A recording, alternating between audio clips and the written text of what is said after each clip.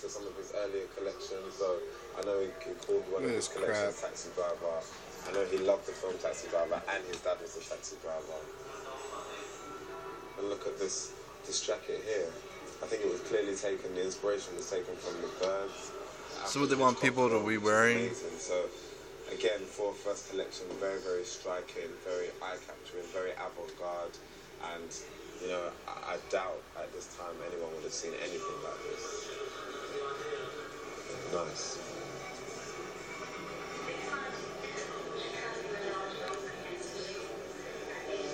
I want to be the purveyor of a certain silhouette or a way of cutting so that when I'm dead and gone, people will know that the 21st century was started by Alexander McQueen. It's epic.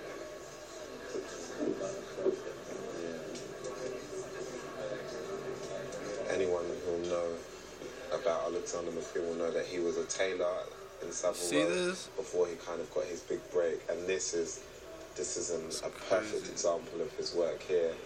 And you can almost see that kind of British uniform and almost that regalness that I think makes us so unique in Britain. You know, I always said that I felt that Savile Row was part of our identity. It's kind of what separates us from everybody else.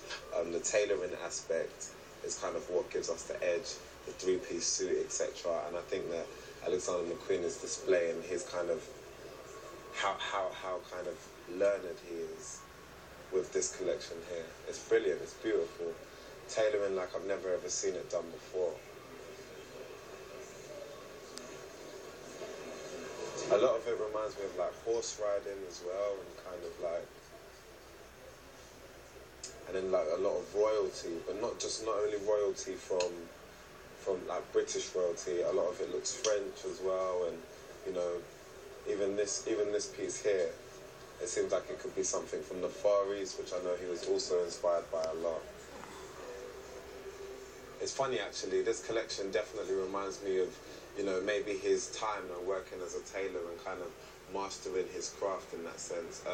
You hear these funny stories that even though he kind of was one of the best at what he'd done, he also had a little bit of fun with it and was quite playful with it. That apparently he put in one of Prince Charles's suits engraved, "I am a C word." We don't know if it's true or not, but it's hilarious, and it definitely shows that he was kind of tongue-in-cheek with it, which makes it all the more exciting.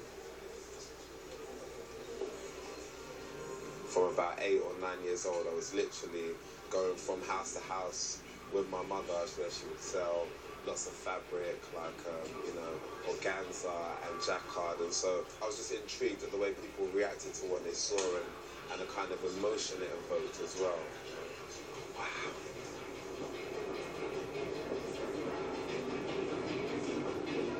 This is amazing. This is just a fusion of so many different types of material. Here you've got denim, and then you've got leather, and then I believe here is stuffed leather. And then again, one of the most fascinating things about Alexander McQueen, the taxidermy, the fascination with dead animals. Here you have 2 crocodile heads on either side, almost like on top of the shoulder pads, which is, I've never seen anything like this before. In this collection, he took a lot of inspiration from African and native dress, which is quite amazing for me. And he looked in particularly at the Yoruba tribe, which is a Nigerian tribe, which is where I'm from. And to me, that's very close to home. So this collection kind of resonates with me.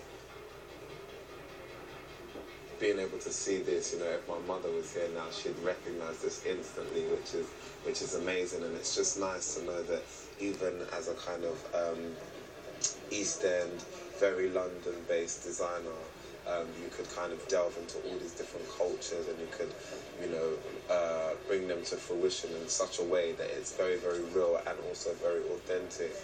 I mean, this is great. This is my favorite collection so far, but there's more, so let's go.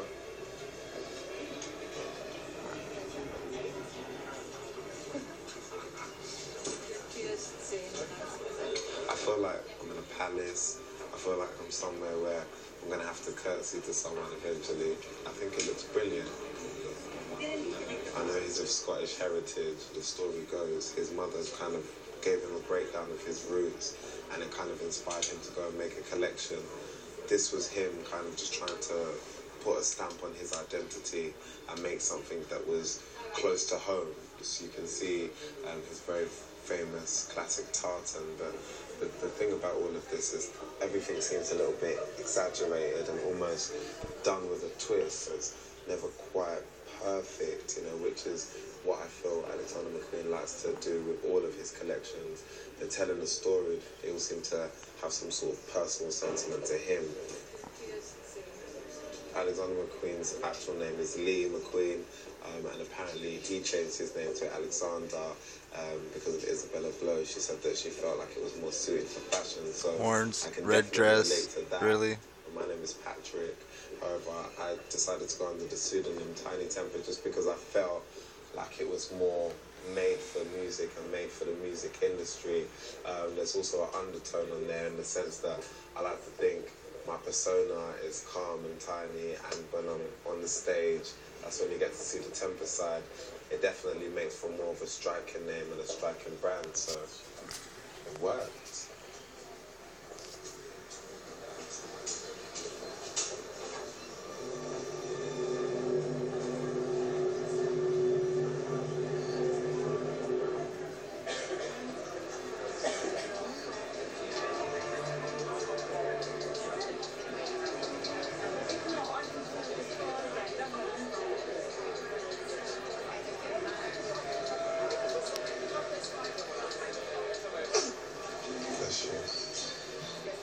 I think this room is kind of overwhelming in the sense that there's so many different pieces.